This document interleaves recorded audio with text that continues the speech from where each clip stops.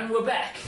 Gavin, welcome back. Great to have you. Thanks so so much. fantastic to have you back on the podcast again. Last time we were here, we were talking about English and we were trying to set out a plan for some students, and hopefully a few of them have followed that plan. I'm sure they got serious benefits from it. But today I want to ask you a couple of different things, and and it's kind of on the fly here. I know I haven't really told you what we're going to talk about yet.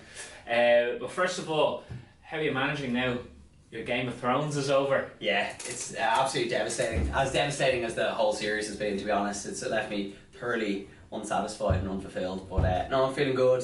I just on the last thing you were saying about the last podcast, it was great to get actually such positive feedback, and people took away a few little bits, which was great. So yeah, so it's all good. Yeah, it's great. So yeah, man, you made me. Actually, this is fully serious.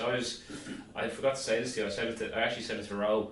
I was walking in on one of your classes there the other day, and at the end you were speaking to a student about planning out the comparative essay, and just organisation for me, it's like that is what I like in my life. Yeah. And I saw the way you plan out your comparative, and you had the list down the side, and you had the other list on top, and you're getting students to like put their piece into it, so to actually build that comparative. So that spoke to me of what you were saying last time, that you can create yourself to be good at English. You can put absolutely the formula. I think the buzzword the last time was this formulaic response, and that's it's like Lego. It's like Lego at this stage. You know, we've done everything we need to. We've put in all the systems in place. We have all the knowledge, and now it's literally like I'm going to take this area of focus. I'm going to talk about this, and my 3 texts fall into that area of focus. And I'm going to take the next area of focus and talk about the 3 texts again. It's like something I was talking to the grind school students on Saturday about. I was like kind of joking, but everything I said, I was like, spoiler alert. I was like, what do you think we're going to talk about here? Or, spoiler alert, what's going to be the structure of this essay? And it was the same over and over again. It's just, that's, if there's one thing, as I was saying to the students on Saturday as well, and through the day school there in the block class this morning, it's about ability to dissect the question, but just recognise the formulas and just trust the formulas and put them into place, and you can't help but get marks. So a really good vibe. I know Dave, you had a couple of block classes yesterday, and I had a block class now this morning. It's so great to see the students are just so well prepared and they're ready to go with this. They're itching to go. I was like, it's a great chance for them to show off. It's like those final moments before a big fight. That's how I feel the students are at the minute. Like they're ready, and they're eager, which is great to see. So. What's your fighting record? I'm still 0-8. I'm enthusiastic, but I have a weak chin. So no, it's great to see. It's great to see the students are very little fear, very little trepidation. That they're, like I said, they're just ready to go. So. Unbelievable. Just I found, and we talk about this the odd time, and I was talking about it to Chris earlier today, that this year in school has been phenomenal, as in terms of the people you're around, from students to staff to other teachers, and now we're finally at the end of it. So it was 8.5 months of intense training with little blocks of relief in the middle, and just say, first of all, as yourself as a teacher now coming towards the final, and to quote some English actually for you, coming towards the final hurdle. Do not go gentle into that good night. Rage against the dying of the light. This is it. As a teacher, how have you found the year in general here and coming up to the Leaving Cert? Yeah, so we're in the middle of the process in terms of final year end reviews, and we're kind of talking to management and things like that. And I think everybody is kind of the conjecture is that it has been the fastest academic year on record, that it has been the tempo has been go. And that's been from the start of the year straight in. Every single hour we've been covering material, every single hour, like ticking boxes left, right and centre. So I've absolutely loved it. I was joking with the students, there's nothing I hate more than in around Christmas, in around summer, you have you wheel in the TV, can we play Kahoot? I actually just can't stand it. I want to have a focal point of every single class, and that's what I've absolutely loved here, is that there's once the door closes to the classroom, there's no lag time. You're straight in. Here's the topic of conversation, and this is what we're going to do. So, but genuinely, I've absolutely loved the year. It's worked really well. Really good cohort of students, and staff aren't bad either. Yeah, we've had a few lulls throughout the year. Man, one or two. That day we were ruffling. I can't believe we actually ruffled. I can't believe the floor fit both of us. So as we were saying, absolutely fantastic year, such unbelievable energy. Now you as I found, as like almost like a performer. You're going in every single class compared to a normal day school is full on, and that's what you've alluded to. And you know, some of us as well, we have weekends on it, and it's only natural coming towards the end of something to have a drop in energy. You know, they say the last bit of the marathon is the last number of miles is the hardest part. Not that either of us have done marathons, but I've heard through the grapevine. But like, you know, when you're doing anything, it's hard not to just kind of ease your way into it. But what I feel as a trajectory of people kind of going, oh, I've worked here, let's just ease off, versus let's actually just push it till the very end. Let's push it till, to give a sock term, the 90th minute, let's just keep going, and then take your break. They obviously, as a student, would have an unbelievable break at the end of it. But how have you found that as from the other side of the classroom, at the very front? Have you found it similar? Have you, or what would you do to keep your energy up so every single Cowzer class is, you know, sealed with the Cowzer brand of... Yeah, well, it's high octane, as you said, and it is, I think, with our respective subjects, it is a lot about performing, and it's about, because a lot of the subject matter that we're covering, you know, spoiler alert, like, people aren't actually obsessed with Shakespearean language the way that I might be, or they might not engage in poetry the way that I might like poetry.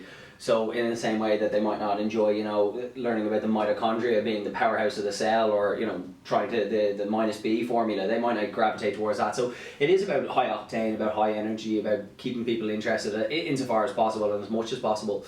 It's very much about routine. I genuinely think, as a teacher and as a student, I think here in the academy there isn't, and there hasn't been a trail off, as you said, that might happen in other day schools. You know, it's let's go for a walk, and can we have this class outside in the sun? And well, no, like, let's actually just reaffirm what we've been good at. Let's reaffirm our categories of language. Let's reaffirm what all the good stuff that we've been doing throughout the year. So there hasn't been a tail off, because we have had that structure in place, and we've had that the knowledge that every single hour you're going to definitely take something away, and even if it's a topic that we've done 3 or 4 times, you're still going to take something away.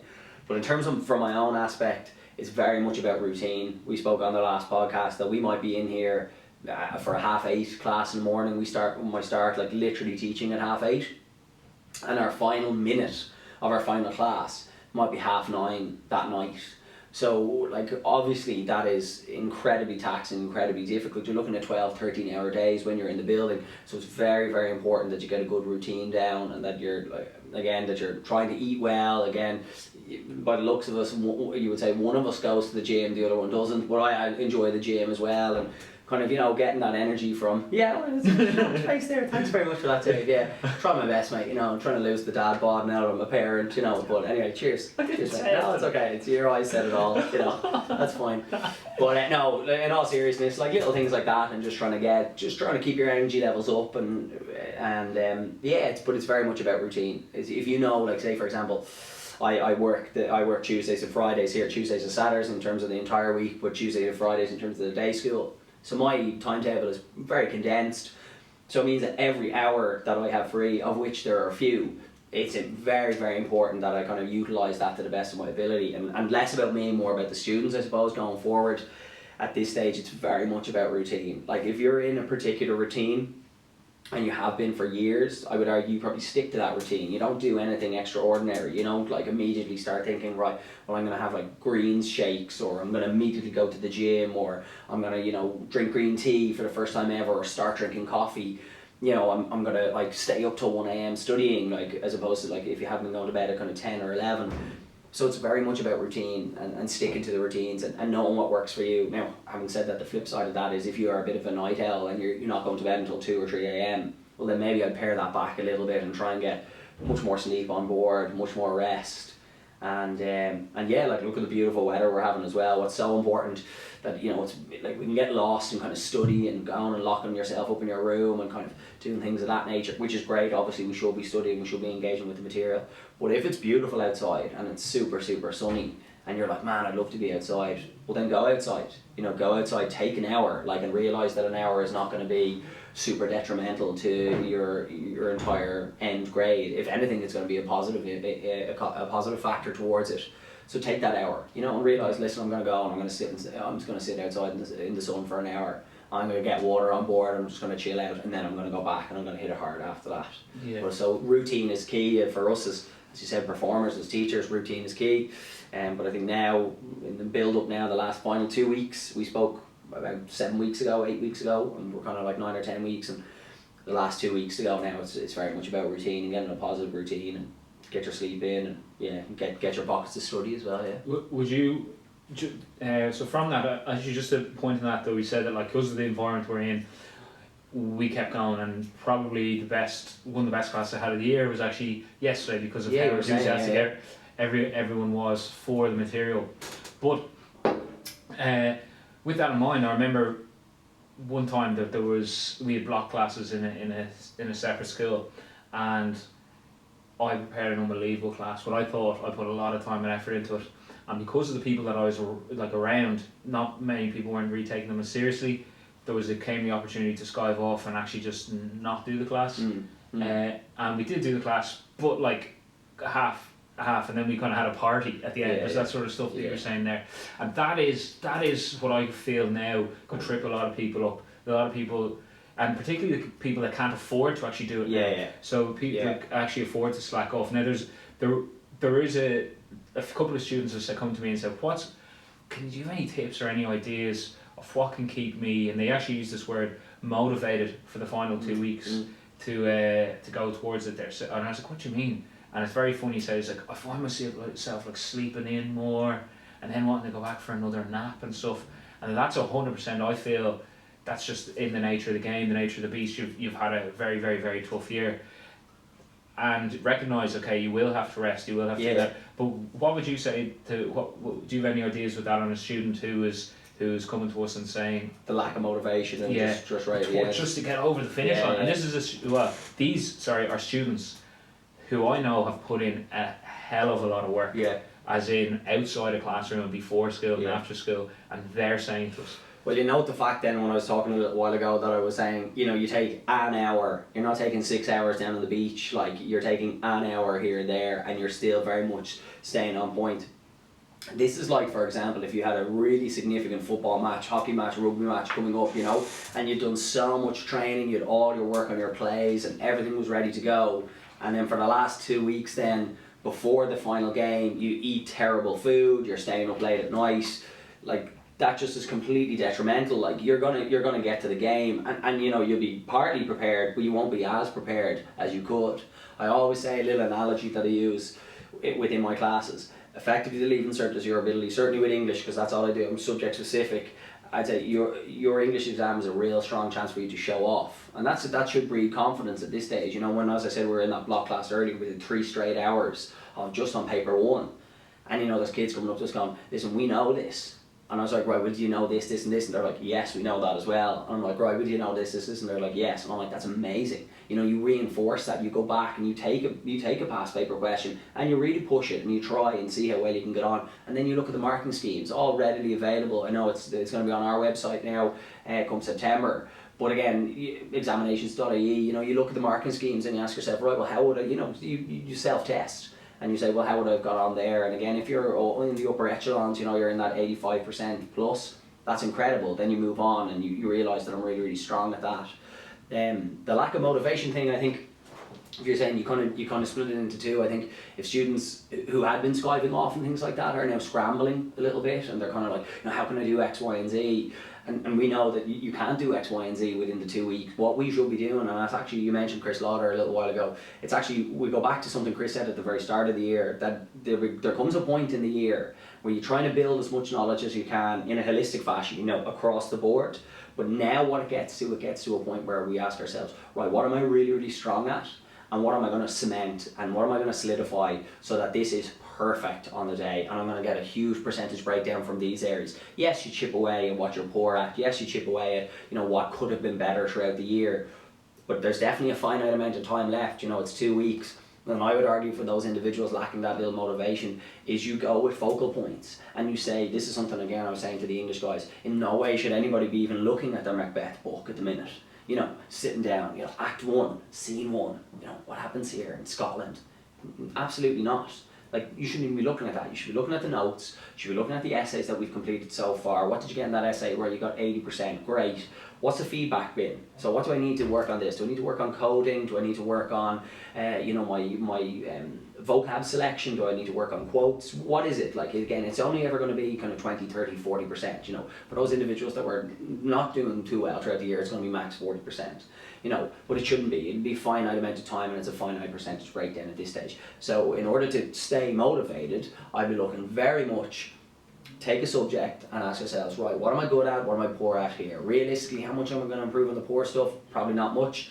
How do I cement the good stuff? You take the next subject, you take biology or whatever it is, and go, right, what kind of, obviously, you know, we're so keen on it here in terms of percentage breakdown for areas and topics within the actual subject. So what's the one area that holds the most percentage breakdown in biology? I'm going to do some work on that. I'm going to make sure that if and when that comes up, you know, listening to my teacher's predictions, looking at the chronology of the exams, what's going to come up? This is a good chance coming up. Right, how much of this can I chip away at now in the next like 2 or 3 days?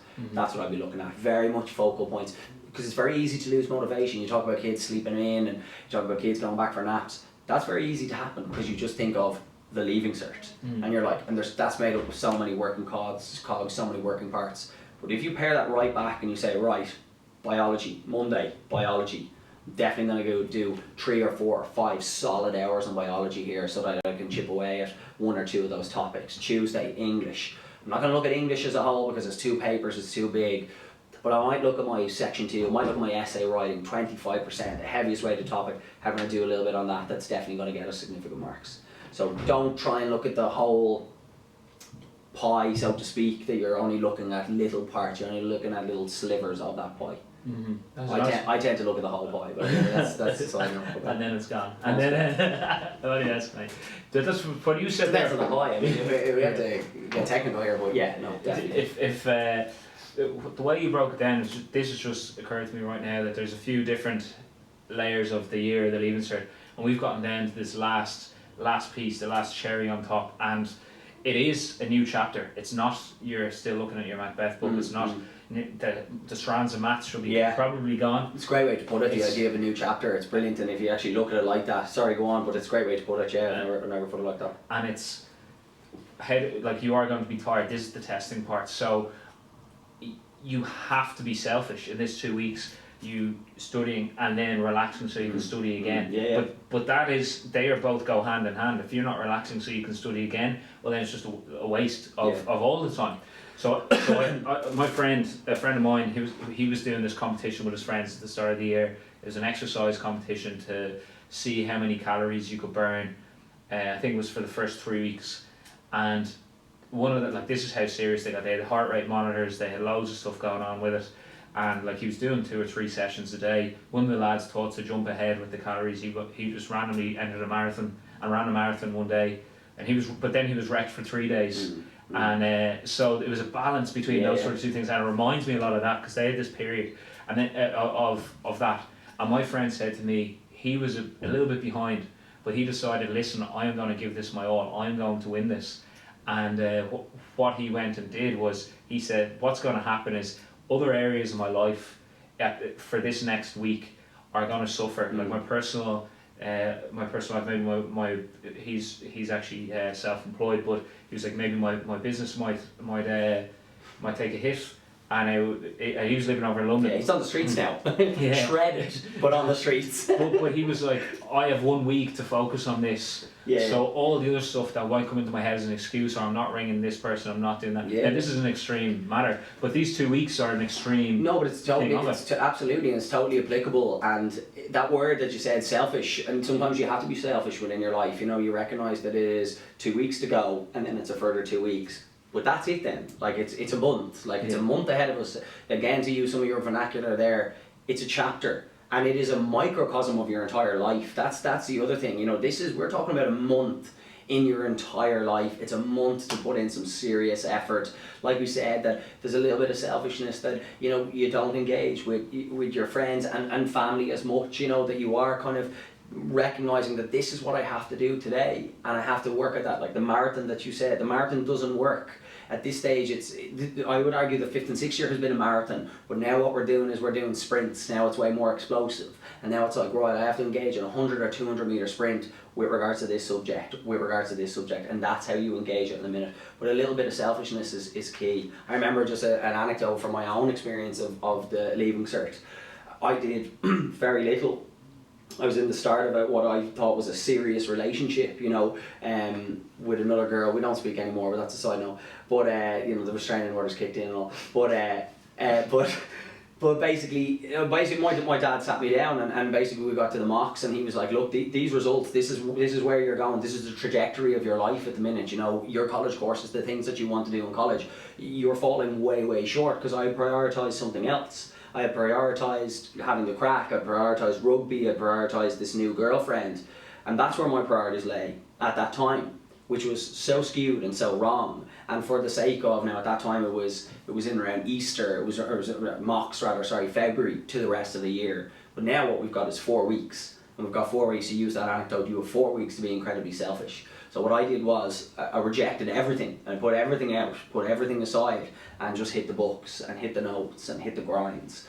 And that's where I got. So that's why I'm talking to you here now in this capacity, as opposed to a very different capacity. So I think it's in a weird way, when you immerse yourself so much in something, even something like that you don't want to do, well, you're not ecstatic to do like an exam or a bunch of exams. When you give it your all, and when you realise you're in the midst of it and you start to see progress, you get a weird pleasure from it, even if it's something you don't. But it's so rewarding. It's actually, I would argue again, just to use what you're saying there, I actually would argue that it's even more rewarding than anything else. You know, if we want to go to the gym and we want to see like better numbers on the card or whatever, like that's rewarding in and of itself, because it's something that we want to do. You know, we want to engage with it. But when you are engaging with something, as you said, that kind of falls a little short in terms of enjoyment, in terms of like actual, like what we want to do, I would argue it's far more rewarding. Like I basically started teaching myself Italian a number of years ago, and I just said, look, I'm going to take this on, this is going to be what I want to do. And again, it was tough, but I wanted to do it. And then you get the benefits of going and travelling around Italy and being able to talk to like a little 80-year-old lady who like you're renting kind of sunbeds off. And that's amazing. That's amazing to do. Would I like find probably that much pleasure and that much joy in probably engaging in something that's probably maybe not as entertaining but far harder? Then absolutely yes. Like it might not be, you know, something that again that I'm going to sit in Aperol Spritz in Italy. But again, if it's challenging, I think it is, and that's what the exams are. You know, they're really challenging. I think to use your language as well, it's weirdly satisfying. It's arguably more satisfying than something that you want to engage in. Definitely, I 100% agree with that. Yeah. What do you think is, look, from your teaching over the years, what do you think are things that occur in these 2 weeks and then the 2 weeks after during the exams? Ideas that you see time and time again that you're like, that's a bad decision, that's a bad habit, that's something that's going to take away from you, that people start to kind of do now. Yeah. What have you noticed? Well, one is something that you said a little earlier. Like again, it's the kind of the laziness, because you're out of routine. You know, that's the other thing. A lot of 6-year students kind of like they've had a massive routine for 2 years. Exactly, and now they've got a little bit of freedom, and it's actually freedom before the freedom. So again, that they're kind of engaging and doing whatever they want because it's a prelude to the exams. And that's definitely a poor choice at this stage. You want to keep your structure, you want to keep your routine, and that's definitely something that we would look at. Something we were talking about with the 6 years earlier on in the block class, it's that they try new things. I know this sounds ridiculous because throughout 5th and 6th year I'd always be encouraging, you know, try new things, try different essay structures, essay titles, but they try new things in the build-up. They're like, look, I've never written a short story in my life, I've never written a sci-fi short story, I'm going to try today. And they spend 5-6 hours trying to construct the perfect short story, the perfect sci-fi short story, and it's crap, and it's poison. Because it's like, if anything, if I went in and I tried to do something that I'd never done before, the first 5 or 6 hours are not going to be great.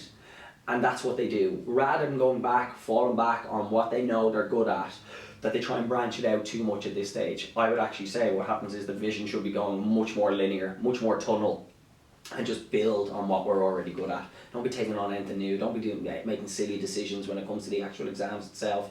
Just be incredibly pragmatic. take your past paper questions, you know, just repeat. That's what I'd be doing, rather than anything kind of new and kind of exciting. Yeah, I think that's a big problem, and I think it's a big no. It's definitely something you should avoid. Yeah. As you know, I'm very strict, and on certain things that I feel the students investing in themselves, which not investing for the future. Yeah. So I had a few thoughts about this as well. So first of all, I feel that every student should, if they're diligent and they want to do the best they can do over the next 4 weeks, have this 4 weeks written out on a sheet of paper exactly what they're going to do where. Yeah. So then they would take into account, right, I can do this amount of study, I need this amount of relaxing, and they're not leaving it to the day if they're tired or if they're happy or if they've had a coffee, haven't had a coffee. And I think that's huge. I also think, going back to that coffee thing, is the rest is so important for your brain at the moment. Yeah. Your brain is under such stress, and I even know from having long days in school, someone comes to you with a problem or an issue, it gets massively blown out of proportion, and you see people sometimes, like, you know, just getting massively worried, and you hear people kind of half joking about, oh well, I'll do it again next year, that sort of stuff. But the kids that like, they can probably do it, they're leaving it right now. But knowing that, it's a case of, okay, well, you're not working hard enough if you are not giving yourself that downtime. If you're not working hard enough, if you literally just sit there all day with a book in front of you, that's not working hard enough. No. And I think that's definitely something that people could do. And just one more thing that I'm still blown away with, I think I've said it every single podcast, those Monster drinks weren't around when I was in school, really. And I didn't start drinking coffee till after school, really. But I know that if I have, and maybe I'm just sensitive to it, but if I have a cup of tea past 4 o'clock, I might get to sleep, but I'm waking up at 2 o'clock in the morning, and that's wrecking my sleep. So I would, like, that's just some bad habits that I think people might be getting into. Yeah, that's huge. And again, we were only talking about there the other day. I was telling them an anecdote about myself in college, and I went in. You've seen those little kind of the 5 or 6 hour energy shot drinks, you know. And I think I had 2 of them before one of my exams in UCD. And I actually had to leave after an hour. I was putting my hand up, my hands were shaking, I was like, couldn't concentrate, I could see into the future, you know, I had to leave. So, but there are little things like that in the Monster drinks, and they might seem like a good avenue, they might seem like a good option at the time, but effectively what you're doing is you're running on fumes. And like, if you're not putting petrol into a car and you're putting fumes into a car, like, the car will go, but it's really, really bad, and it's really detrimental for the engine. And if you would classify the engine as your brain here, it's so important that you get a bit of rest in. Now, you don't overdo it. Again, you know, this the idea of sleeping late and the naps and things like that. Yeah. Something you said at the start of the year to me, like, when we were just having conversations about making decisions and not making decisions based on emotion. You know, like, oh, like, I'm a bit sad today, or I'm a bit, like, you know, a little bit under the weather, so I won't go to the gym, or, you know, I'll eat this shit food because, oh, again, that's easy and it's there for me. Sorry, we'll beep that, Jill, yeah.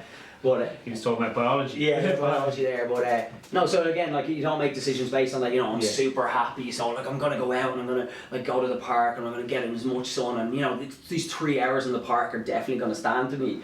But they won't. Like, you know what I mean? They won't. You get your good rest in. You gain the good nutrition at this stage. You don't want to be ingesting all that kind of crap. And, you know, the coffee and things like that. If you've never drank coffee before, you've never had those monster drinks or whatever the energy drinks, other energy drinks are available. You know, sponsored by Monster. You know, it really fuels these podcasts. Murdoch's podcast was actually sponsored by Monster. And mine's actually sponsored by. A big shout out to Monster Stillorgan again. Our friends down there. Steve, you're a top man, and I haven't slept for 6 weeks. So thanks, Steve. Jittery Steve. Yeah, that's a great guy. Yeah. My podcast is sponsored by my granny's curtains. As you can see there, that's a good fetching look, but.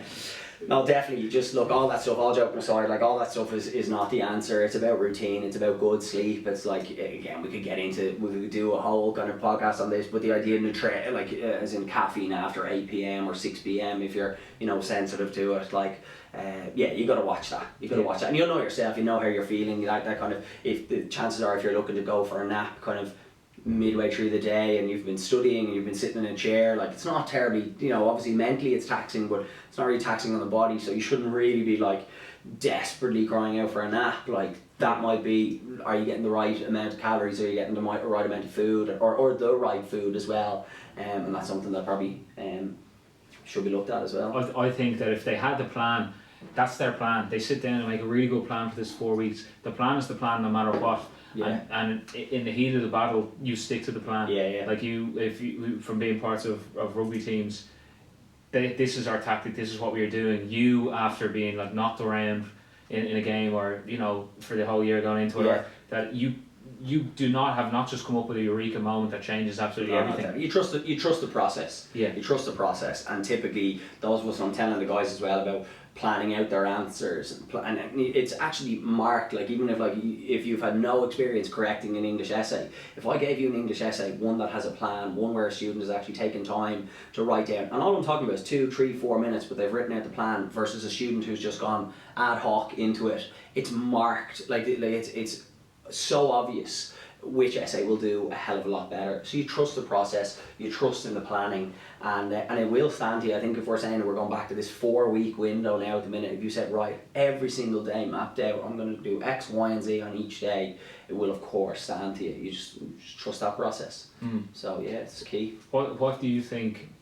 So many, pretty much every student won't have sat the Leaving Cert and be new to them on the day, and just maybe or maybe not a lot, like people wouldn't take, say, mocks or school exams as seriously as this. Sure, yeah. So I have a few ideas, but I'm interested to hear yours. What a student could and should do on the day of, let's just say, the English exam, like from when they getting up to hitting, let's just say, the paper one. What would you, if you were to plan out that process? Because if you know exactly what you're doing, because I just feel if they came in on the day into the school and it's a little bit different, people are going, when do we go into the hall, etc. Yeah. If you don't have that, then your mental massive. energy is wasted on that. So what would you advise a student to do? Well, that's massive. You have your exam number, you know what I mean, you have that burned into your head, you have water on board, like you have water, which you're going to naturally, because of nervous energy and things like that, you're going to get up a little bit earlier, and that's great. And I would look over a few fine little bits, but recognise, the English paper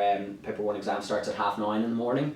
So make sure you know what time we're starting at, that you get into school like early enough, and that you don't take this as a chance, because it's very different, it's only 6 years in the school, the third year's around as well, depending on your school as well, but it's kind of like a little bit of kind of a holiday feel, as you mentioned rugby there as well, that you're going away on a trip, and there's something, there's nervous excitement, there's that energy, electricity in the air, that you don't get lost in that, and you realise that you're there to do a job.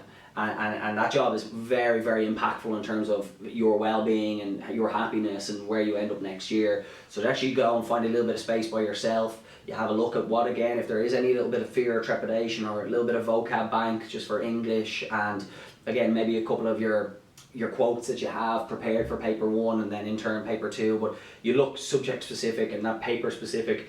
But you recognise you find your seat good and early. You don't have to sit down on it, but you find your seat good and early, and then you go back, just so that nothing is rushed. So it's all a process. You know exactly when and where that you're going to get to your seat, like whatever, 20 past 9, a little bit, sort out your water, make sure that you have all your pens there ready to go, and everything that you need, like calculators for maths, for example. I know it sounds ridiculous, but you'd be surprised again, just little things like that, and get yourself settled nice and early. Like, you will wake up a little earlier on the day, so you will have a chance to look back over a little bit of info that you're worried about. But at that stage, the morning of the exam, that's not a time for anything new. That's just, again, we go back, trust the process. Know that throughout this year and obviously last year as well, you've got the information on board. You now have the systems. You know what you should and shouldn't be looking for. Like my 6 years now today, they know they're choosing their question B first. Then they're choosing their section 2 question, and then they're going back and choosing their question A, and then they're starting with their question A. Like, they know that's the formula. It's the formula that I've taught them, and it's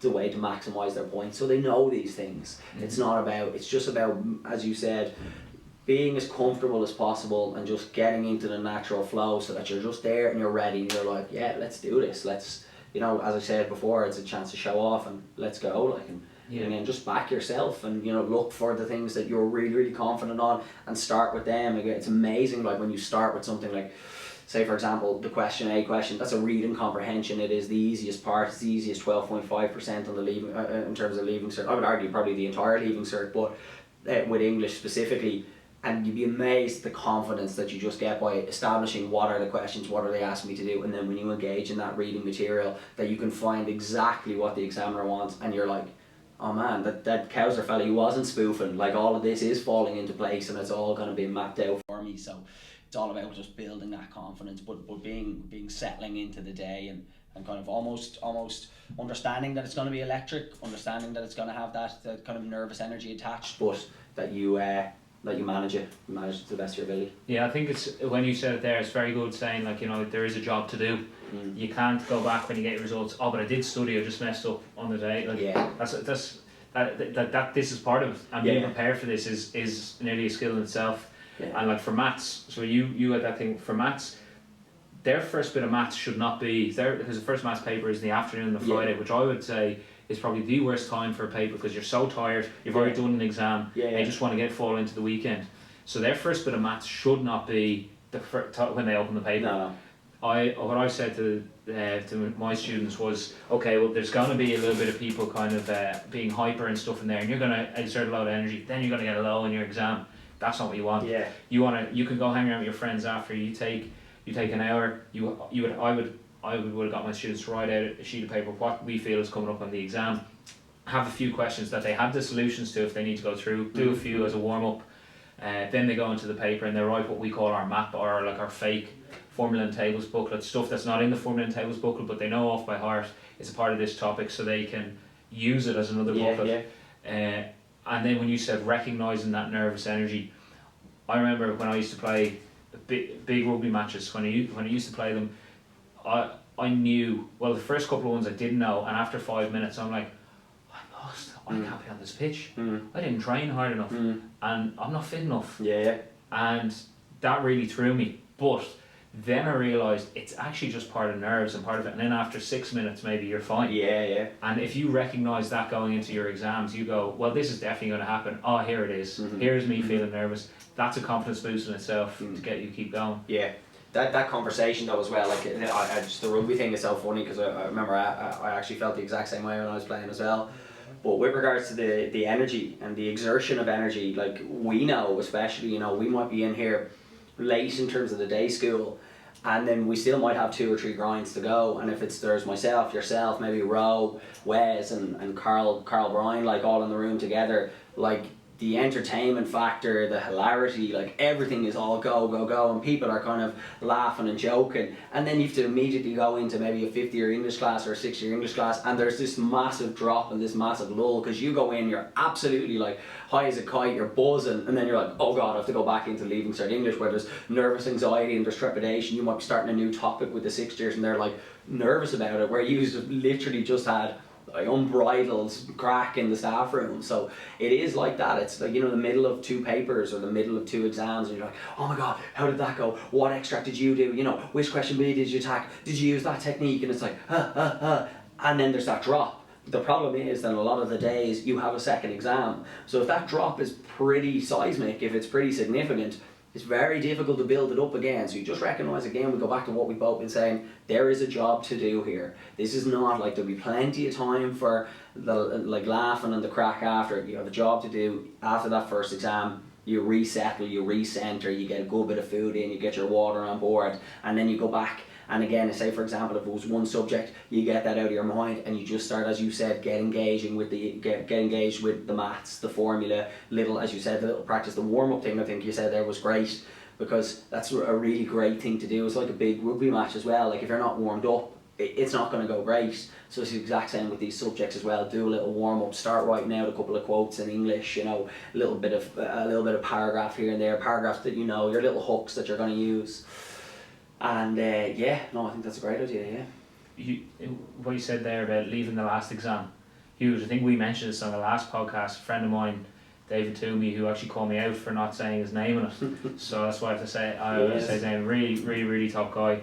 Well, he used to talk about, because we had all these things in rugby to move from one patch to another, and but one thing that we used to say is, you made a mistake, next ruck was the idea. So you smack your leg and say next ruck, and you'd see players the whole time now, something goes wrong, bang, and then they move on to the next play. So I don't know, you have something in the morning, maybe didn't go as well as you hoped, or even if it did go as well as you hoped, you still have another job to do. Yeah. So it went brilliant. You did brilliant. Do you want to go tell everyone, my essay was fantastic, or do you want to maximise your Leaving Cert? So that's done. It's behind you. You can never ever change it.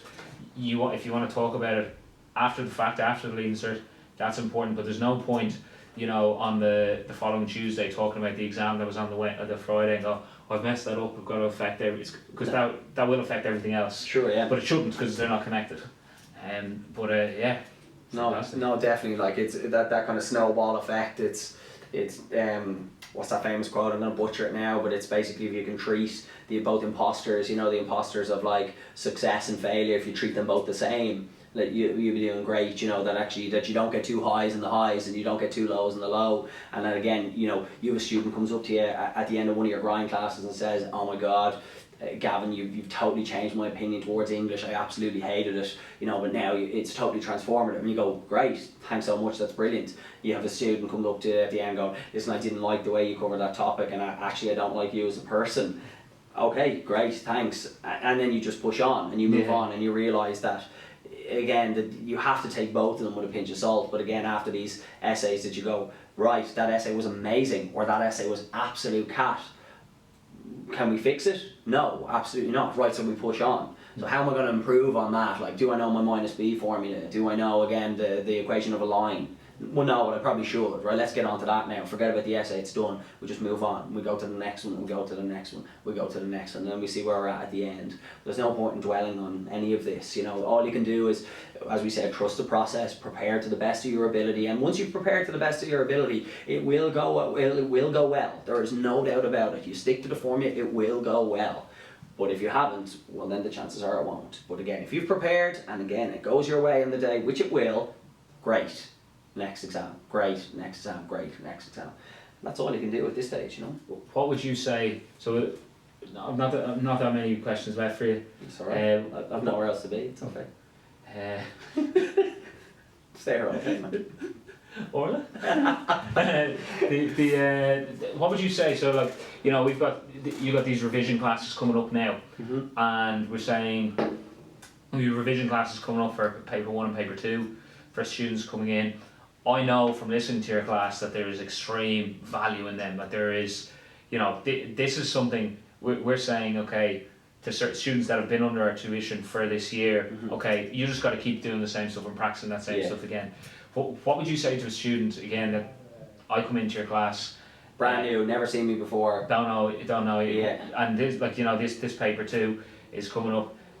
Yeah. What would you say? Or paper 1, what would you say? This might sound ridiculous, it might sound laughable, but I'd be excited by those individuals coming in that have never seen me for the 5th and 6th year, that they're coming in going, don't really know this lad, I might have heard something about him. I'd be excited for that, because actually within those 5 hours, the amount of percentage that they would take away would be incredible. If we could take just a paper 2 example, they're going to get their entire mapping out of what are the 4 potential questions that could come up for Macbeth or their single text.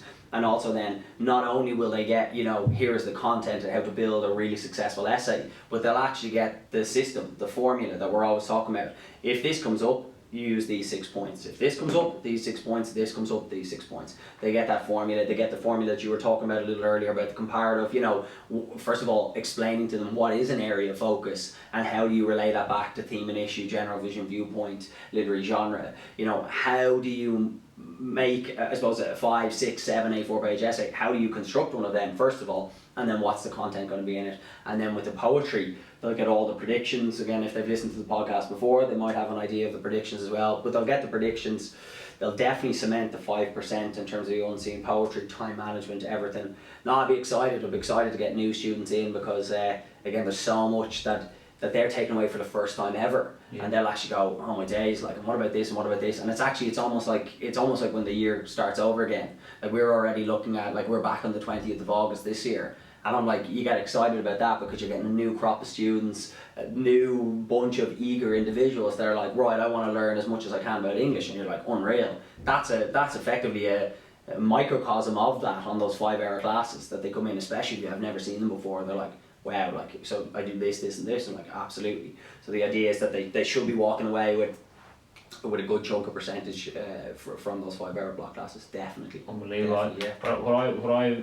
When I went to your class, when I heard you speaking to a student like this I think it was last year, and something I took up, it was almost like to me, there's a broad, I know like we've just gone to sports, but there's a broad game of golf. I don't really play golf, but you were showing these students who've never been shown how to like hold the club before, what you're trying to do and how to hold it and where to go, which will affect them absolutely. Like for you said, if they don't know these things, it just makes it so much easier for them. And just it's a great analogy, Dave. It really is a great analogy. Like ultimately, we all know in golf, the end product is to get the ball in the hole. Like that's the end product. But if these individuals are coming to you for the first time, they may not have gotten the best kind of tutelage throughout the entire kind of Leaving Cert curriculum. So you do have to pare it back. But it's very easy to go, you know, in terms of the holding the golf club, right, we don't hold it like a baseball. It's a simple technique. It's like, right, we're actually holding like this. And that's huge straight away. It's a little thing, you know, we're interlocking. Instead of going that way with your essay, you're going this way or whatever. Exactly, yeah. And just little things like that you can make those massive, again, you take any sport analogy whatsoever, any game, rugby, golf, whatever, you can imagine within 30 seconds, a minute of explaining to someone, this is the game, this is what you do. Can you imagine then again the correlation between 5 hours on one subject and saying, right, this is what you have been doing, that's not good, but don't worry, we've got time, this is what you should be trying to do, and this is how easy it is to do it as well, which is a massive part of the 5 hour courses. This is actually how easy it is to implement the structure, and I'll give them the structure, and I'll give them the areas of focus, and then what they do is they amalgamate it, and they use what they like and what they, you know, and they reject what they don't like, and they take all that on board. So it's it's a great time to be alive. Those 5 hour block classes are they're enjoyable for a teacher and hopefully for students. Unbelievable. Last question. Yeah, go on. Well, for actually Christmas or summer. You looking forward to the summer? Yeah, I can't wait. So obviously I think I said on the last podcast that relatively recently become a parent, so I have a little girl who's 9 months old, and I actually can't wait. So it's going to be daddy daycare, DDC, for the first June and July, so just myself and herself, Monday to Friday. So I'd say by the time August comes around, I'll be actually clawing at the door to get back in, because I'd say it'll be a lot easier here. But no, I'm very much looking forward to summer, and nice little break. Yourself and Ronan, I heard you're setting up a little competition to see who can lift the most weights or getting the best. What was it again? Well, you mean Shredder? Shredder Murdoch. Shredder Murdoch. Yeah, maybe. He was on Thursday on the podcast talking about economics, by the way. Yeah. But very good. Yeah. So anything you say, I'll put back at him. But yeah, definitely. No, yeah, I'm more than happy to engage in little wagers like that. Yeah. I don't know if I'll be able to match Ronan financially, but I don't know, he'd be putting up like Christmas trees and stuff. Yeah. No, 100%, yeah, all those little things. It's just, again, you know yourself as a teacher, it's a great time to just reconnect with people that you might not be able to see during the year, and kind of, and just take a little break and just catch up on that little bit of rest and relaxation. And I've been going to the zoo a fair bit now, and my haunt. Yeah, your haunt, and little walks with the dogs, and no, I'm excited, I'm looking forward to it. Unbelievable. Well, I think... I think that's us. I think that people would get a lot of, if they take those points on board, such as planning and for the 4 weeks and the routine and the individual subjects, and on the day, that would be, for a student I know when I was in that position, that would have benefited me incredibly. So thanks again. No worries, not at all. And even subject specific, like again, if we can almost name drop the other podcasts, if they are worried about English, you know, obviously today has been much more of a kind of a holistic idea about structure and planning and kind of life in general. But if it is subject specific and they are a little bit worried about English, we direct them back to, what was it, episode 2, I think? Episode 2. So if they want to just look at kind of breakdown and poetry predictions and things that like one that. Actually made me confident about going back. You're actually sitting it, aren't you? Yeah, signed up there, your exam number is 0001. Yeah. So, brilliant. No worries. Thanks for having me, mate. I love coming in.